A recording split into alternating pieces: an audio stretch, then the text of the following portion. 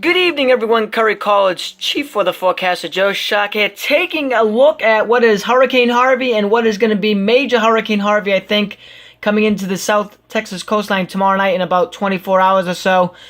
This is going to be an historic event, folks, so anyone that knows anyone down here, it's time to get prepared, and really it should be completed by sunset tonight by about 8, 9 o'clock Central Time, because this is going to be a very, very dangerous and life-threatening situation when this thing comes in about 24 hours or so. So let's take a look here at what's going on here. This is a GO-16 from the College of DuPage. You can see here, rapid scan every few minutes. We're getting a new satellite scan here from Earth. You can see how the eye has become very well defined. Looks like a pinhole eye. It's a tiny eye. And you can see the thunderstorm, the convection annotated by the bubbling around that eye. So this is a sign of Harvey going under rapid intensification syndrome. So this is right now a Category 1. This may even become a major by midnight tonight. It may be, that may be too quick, but I would not be surprised if this potentially pushes major hurricane status by tonight over the next 7-8 hours or so, as this continues to explode regarding its intensity. But overall, you can see very, very well developed hurricane in the western Gulf of Mexico. Here we are with the infrared satellite imagery here. You can see the deep cold convection here as the eye becomes very clearly right there, as deep moist convection is being wrapped around the eye. But overall, you can see the outflow pattern too around it. So, I mean, there is absolutely nothing holding him back from becoming what I think could be a high-end Category 4 hurricane, and potentially maybe a weak Category 5, which is 155 miles an hour. I think that's 135 knots. But this is, he's going to try to go for Category 4 status, I think, before landfall tomorrow night. So let's take a look here so there's the shot of Harvey there earlier. I was trying to create the GIF, but for some reason the GIF didn't download correctly. But I wanted to show you the animation. Same thing with the visible satellite imagery there. So here's the aircraft reconnaissance from I think 20-30 minutes ago. Let me see if the time is up here. Yeah, 5:06. So about a half hour ago. We've got a couple aircraft in there doing the drop zone analysis, seeing what's exactly going on with Harvey, and you can see a 977 millibars. And I bet over the next hour or so that will go sub 975 as it continues to strengthen. But anyway, we have the plane out there taking measurements, which is helping to come out with a better forecast. Here is the file that, unfortunately, I can't open. Something happened there with the ink. And I did have my track here on this, so maybe if I can get it, I'll tweet it out later separately. But I think this becomes 150 miles. Actually, you know what? I'll just draw it out here since I have it on here. I'll give you a rough blueprint of what this is going to look like. So here it is now. It's going to come up. It's going to come right up to around Corpus Christi. So right where that blue line is, here's the Texas coast, and through here, here's the track. It's going to come in, and I think that this is going to come in and be at about tomorrow night. It's 8, 9 o'clock Central Time, 10 o'clock Eastern. This should come in at about 150 mile an hour hurricane. I think a high in Category 4 there. So this is a pretty serious event coming in, to say the least. Certainly something you certainly want to be prepared for if you live, or again, know anyone who lives in this area. So, also, last major hurricane, by the way, actually hit the United States.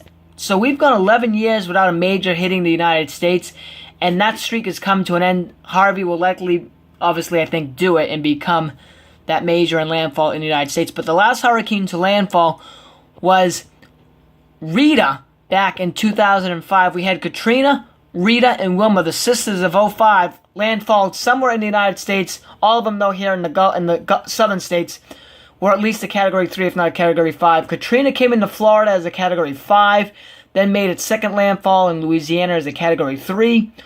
I believe Rita was, I don't remember exactly, but Rita was somewhere along the Gulf Coast, Cat 5, and then Wilma was South Florida, again, I believe, as a Category 5. But again, this is the first major hurricane to hit the United States in over a decade, so it's very, very big ticket item, if you will.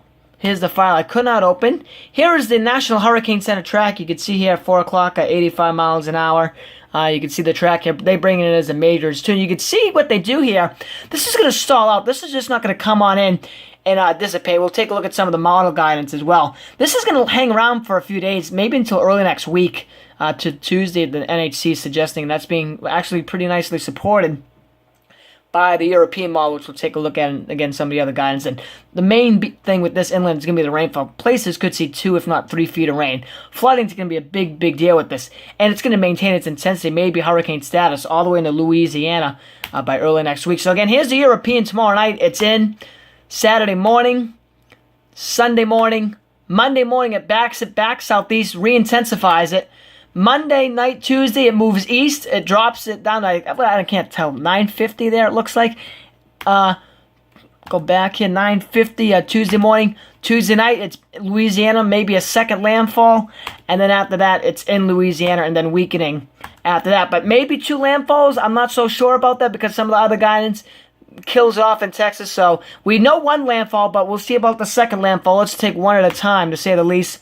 Here's the high-res NAM, which is back down on its intensity. And what I mean by back down is that we're dealing with maybe a 937, 940 millibar low coming in. The last day and a half, the high-res NAM seemed to be a little bit overdone. Believe it or not, it had a couple runs, I think around 870 or 880.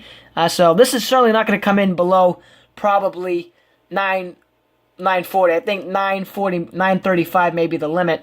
But this is not coming in sub 940, if not 935. But regardless, it's a major hurricane coming in. It's a big deal. Here are the wind gusts. You can see 125, 130 mile an hour wind gusts coming on in. There's the radar image for tomorrow evening, 4 p.m., 3 p.m. Central. Tomorrow night, there it is. NAM brings in 941 millibars. It looks like the north of Brownsville, up around, essentially, I guess, South Padre Island and Corpus Christi. Again, wind gusts to 109 mile an hour. Likely going to be stronger than that, I think. Here's the NWS out of Corpus Christi.